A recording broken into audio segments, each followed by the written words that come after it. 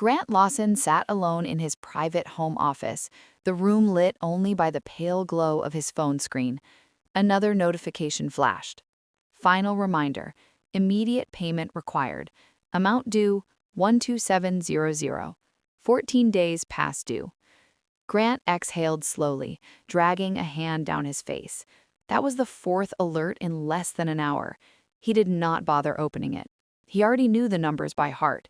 His debt had crossed $500,000. Payday loans, high-interest lenders, sports bets that were supposed to fix everything and only made it worse. And that did not even include the $80,000 he had lost the night before, chasing one last miracle. His wife knew none of it. Brooke Lawson was asleep upstairs, or so he assumed. Brooke, the woman who owned a fast-growing network of luxury memory care residences across Southern California. Brooke, the one with real money, real assets, real stability. To the outside world, Grant Lawson was the supportive husband of a successful businesswoman, calm, polished, reliable. In reality, he lived a double life. One bank card no one knew about, one phone he kept hidden in the glove compartment of his car, a steady stream of excuses about late meetings and out-of-town conferences, lies stacked so carefully they almost felt like truth. Almost. His phone buzzed again. This time it was not a lender. It was a message from Jenna. "When can I see you again? I miss you." Grant closed his eyes for a brief moment, then typed a short reply. "Soon. Just give me a little time." He set the phone down and leaned back in his chair. His heart was pounding, not from guilt, but from pressure. The collectors had started calling his office line. Someone was going to talk. It was only a matter of time before Brooke noticed something was wrong. And if Brooke ever asked questions, everything would collapse. Divorce was not an option. He knew that better than anyone. The prenup lawyers had insisted on was airtight. No assets, no properties, no safety net, nothing. Grant stood and crossed the room to the wall safe. He rested his hand on the cold metal door, thinking about the document he had seen inside just days earlier. That was when the fear began to change into something else, something colder, something that felt like a solution. Brooke Lawson did not inherit her life. She built it. Long before the luxury homes, before the awards and magazine features, she was working 16-hour days, negotiating leases, recruiting specialists, and fighting zoning boards that never took her seriously. She learned early that respect was not given. It was earned through consistency and results. By the time she met Grant, her company was already profitable. Not flashy, but solid. Families trusted her with their parents. Investors trusted her judgment. Employees stayed because she paid fairly and led with discipline. Grant entered her life during a quiet season. She was tired, lonely in a way success does not fix. He was charming then, attentive, full of stories about future plans that sounded thoughtful and ambitious. He spoke about technology ventures that had failed, about lessons learned, about starting over, wiser this time. Brooke admired resilience. She believed failure could be a teacher. When they married, her lawyers insisted on a prenuptial agreement. Brooke hesitated at first, afraid it would signal distrust. Grant reassured her, saying he loved her, not her money. The document was signed anyway. Every asset Brooke owned before the marriage remained hers. Every property, every account, every share. If they ever divorced, Grant would walk away with what he brought into the marriage, which was very little. Over the years, Brooke grew busier. Grant grew quieter. He attended events, smiled for photos, and listened as people congratulated his wife. At dinners, he was introduced as supportive, lucky, well-placed. No one noticed how often his smile tightened. No one noticed how rarely he spoke about himself. And Brooke never noticed how carefully he was counting everything she had. Jenna Reed was 22 and still believed that timing could fix anything. She worked at a designer boutique inside a high-end shopping center, folding silk blouses and greeting customers with practiced warmth. She dreamed of opening a small cafe one day, something cozy and creative, a place that felt like her own. Grant Lawson walked into the store on a quiet afternoon looking for an anniversary gift. He asked questions. He listened. He smiled like a man who felt unseen. Within a week, they were meeting for coffee. Grant spoke about a difficult marriage, about a wife consumed by work, about feeling invisible in his own home. He never mentioned her wealth. He never mentioned the prenuptial agreement. 2 weeks later, he told Jenna he was in love. He promised her a future that sounded simple and beautiful, a downtown apartment, her own cafe, a life where she would never feel small or ignored. "As soon as I handle things with my marriage," he said, holding her close. Jenna believed him. She had no reason not to. Grant never looked distracted with her, never checked his phone, never spoke about money except to say it was complicated. Her mother, Patricia Reed, was not convinced. She had seen men like Grant before, married men with excuses that always needed more time. But Jenna brushed off the warnings. She told herself this was different, that Grant was different. She did not know that everything he promised was built on something he did not own, and something he was becoming desperate to take. The wall safe was not something Grant used often. It was installed years ago at Brooke's insistence, a place for deeds, contracts, and documents she didn't want lying around the house. Grant knew the code only because she trusted him enough to share it. That afternoon, Brooke was still at work when Grant opened it. He told himself he was just looking for a tax document, something harmless, something necessary, but his hands moved with purpose, flipping through folders faster than needed. That was when he saw it. The will. Grant stood perfectly still as he read it once, then again, slowly, carefully. If Brooke Lawson were to pass away, every asset she owned would transfer to one person, him. No siblings listed, no charities, no business partners, just Grant Lawson named his sole heir. His heart began to race, not with fear, but with clarity. All the debt, all the collectors, all the nights staring at his phone wondering how to escape, it all had an ending now. A single, terrifyingly clean ending. He closed the folder and returned it exactly where it had been.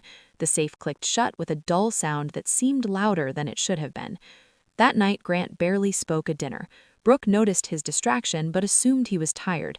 She talked about a new facility she wanted to open near the coast, about staffing challenges, about long-term plans. Grant listened, he laughed at the right moments, he asked questions. Anyone watching would have seen a devoted husband. Halfway through the dinner, Brooke excused herself to the restroom. Grant watched her walk away, then glanced around the room. Servers were busy, conversations overlapped. No one paid attention to him. When Brooke returned a few minutes later, he was seated exactly as before, his expression neutral, his posture relaxed. They raised their glasses. "To us," Brooke said. "To us," Grant replied. She took a few sips, unaware that anything had changed. For a while, nothing did. They finished their meal. Brooke laughed at a story Grant told about a client meeting. She leaned back in her chair, comfortable, trusting, content. Then she paused mid-sentence. Her smile faded slightly. "I feel a little lightheaded. Maybe the wine was stronger than I thought." Grant stood up, immediately concern already on his face. "Let's get some air. I'll take you home or to the ER if you want." Brooke nodded, relieved that he was taking charge. She never questioned the way he guided her out. She never questioned the direction the car would soon take. She trusted him completely. The night air was cool as Grant helped Brooke into the passenger seat. She leaned back, breathing a little faster than normal, her skin pale beneath the streetlights. Grant fastened her seatbelt with careful hands, his movements calm and precise. "I'll get you checked out," he said. "Just stay with me."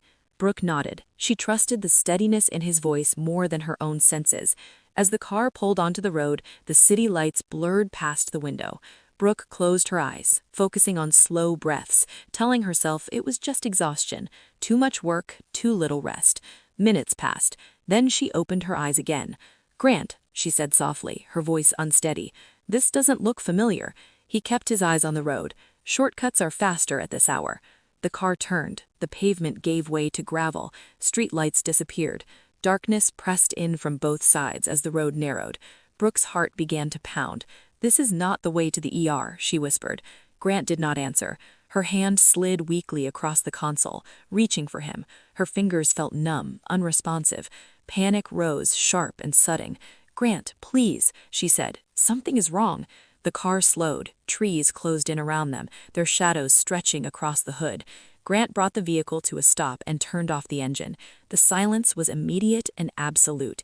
He finally looked at her then, not with concern, not with warmth, but with a calm that felt unreal. Brooke swallowed hard, her breath shallow. "Grant," she said again, barely audible. That was when she realized the man beside her was no longer pretending, and whatever was happening was not an accident. Grant opened his door and stepped out of the car, moving with a calm that felt unreal. Brooke tried to unbuckle her seatbelt, but her hands would not cooperate. Her body felt heavy and distant, as if it no longer fully belonged to her. Grant walked around to her side and opened the door. "What are you doing?" she asked, her voice shaking. He did not answer right away. He reached in and gently pulled the seatbelt free, then took her arm and helped her out of the car. Her legs buckled the moment her feet touched the ground. The gravel was cold beneath her knees as she collapsed. "I feel sick. Please take me to the hospital." Grant looked at her for a long moment. Then he sighed as if tired of holding something in.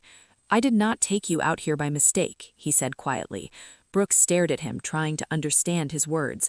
"I am drowning, Brooke. Debt, calls, threats. I tried everything to fix it. Nothing worked." Her heart raced. "Grant, what are you saying?" "I found your will, and I understood everything." The truth landed slowly. And then, all at once, "You planned this?" Brooke said, her voice breaking. Grant nodded. No anger, no shame. "You never saw me," he said. "I stood beside you while everyone praised you, your success, your strength, and I was just there, smiling, quiet." She shook her head, tears running down her face. "I loved you." He looked at her with something close to indifference. "I never loved you," he said. "You were convenient, safe, and now you are my way out." Brooke tried to crawl toward him, but her strength was gone. "Please," she whispered. Grant stepped back. "This ends tonight," he said. Then he turned away. The sound of the car door closing felt final, and when the engine started, Brooke knew he was leaving her there, alone in the dark, to disappear. The sound of the engine faded into the distance, leaving only the wind and the low hum of insects. Brooke lay on her side, her cheek pressed against the cold ground. Every breath felt shallow and forced. Her thoughts came in fragments, drifting in and out like a weak signal. She tried to call out, but her voice was barely a sound. Time lost meaning. Just as the darkness began to close incompletely, a new sound cut through it. An engine, low, steady, getting closer. Headlights appeared at the bend in the road, sweeping across the trees and then slowing. The vehicle rolled forward a few yards before stopping. A door slammed. Footsteps rushed toward her. "Oh my God, are you alive?" Brooke forced her eyes open. A man was kneeling beside her, his face tight with alarm. He looked familiar, though her mind struggled to place him. Ethan Carlyle. She had seen him across conference tables, in industry panels, always sharp, always composed. "Poison," she managed to whisper.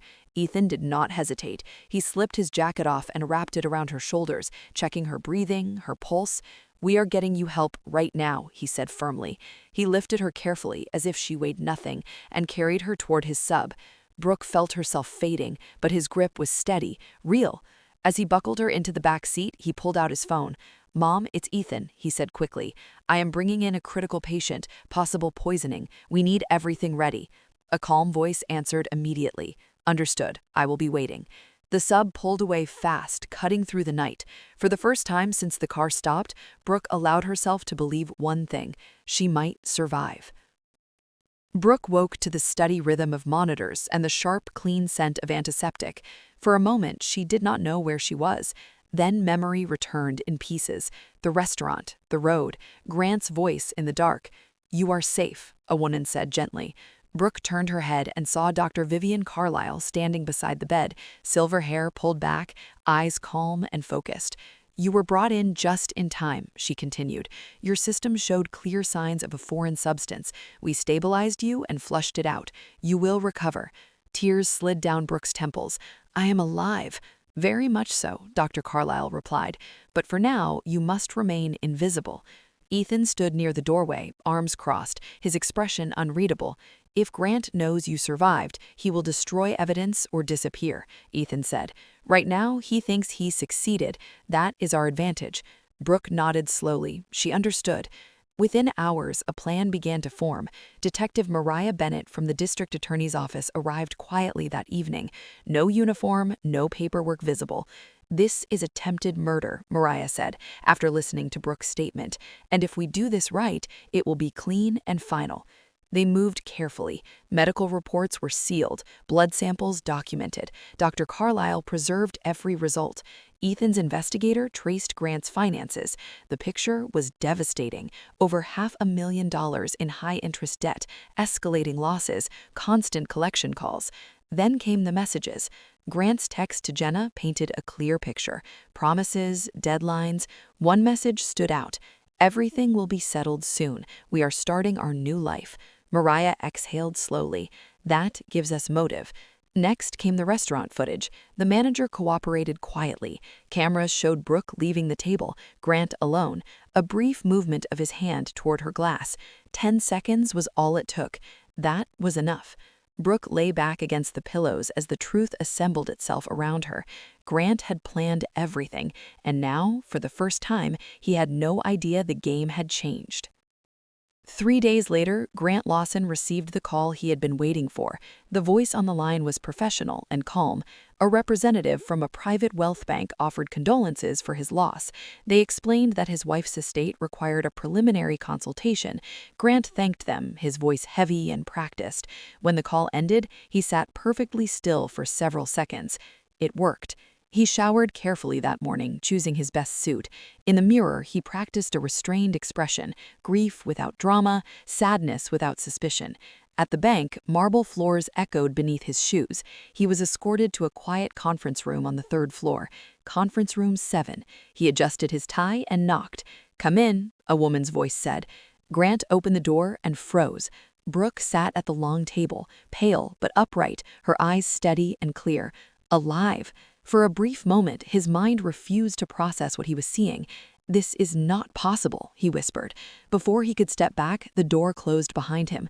Detective Mariah Bennett stood near the window, badge visible in her hand. 2 officers blocked the exit. "Grant Lawson," Mariah said calmly, "you are under arrest for attempted murder." His legs weakened. He reached for the back of a chair but missed it. Brooke stood and placed a folder on the table. "This is the divorce petition," she said quietly, "filed under attempted homicide, fraud, and infidelity." Grant's mouth opened, but no sound came out. "Under the prenuptial agreement," Brooke continued, "you receive nothing, not a dollar, not a future." The handcuffs clicked shut. Grant finally understood. He had walked in expecting an inheritance. Instead, he had walked into the truth. The courtroom was quiet when the judge read the sentence. Grant Lawson stood motionless, his hands clasped in front of him, his face drained of all color. The arguments had run out weeks ago. The evidence had spoken for itself. The financial records, the messages, the footage, the medical reports. There was nothing left to explain. The sentence was firm: 18 years. As he was led away, Grant turned once, searching the room. His eyes found Brooke for a brief second. She did not look back. To her, the man who had left her on the side of a dark road no longer existed. Outside, the air felt different, lighter. Brooke stood on the courthouse steps, letting the sun touch her face. The fear that had lived in her chest for months finally loosened its grip. Ethan waited nearby, respectful, silent. "It's over," he said softly. Brooke nodded. "Yes, it is." The divorce was finalized the same week. The prenuptial agreement held exactly as written. Grant walked away with nothing: no assets, no claims, no leverage. Brooke rewrote her will that same day. She returned to her company with a clarity she had never known: stronger boundaries, tighter oversight, a renewed respect for her own instincts. Jenna sent a message through her attorney, an apology, a promise to rebuild her life differently. Brooke accepted it without bitterness. Healing did not come overnight, but it came slowly. Honestly, if this story reminds you of someone who trusted too deeply or ignored a quiet warning inside themselves, share it and tell me this: where are you listening from? Your voice matters here. Thank you for being part of the Art of Revenge.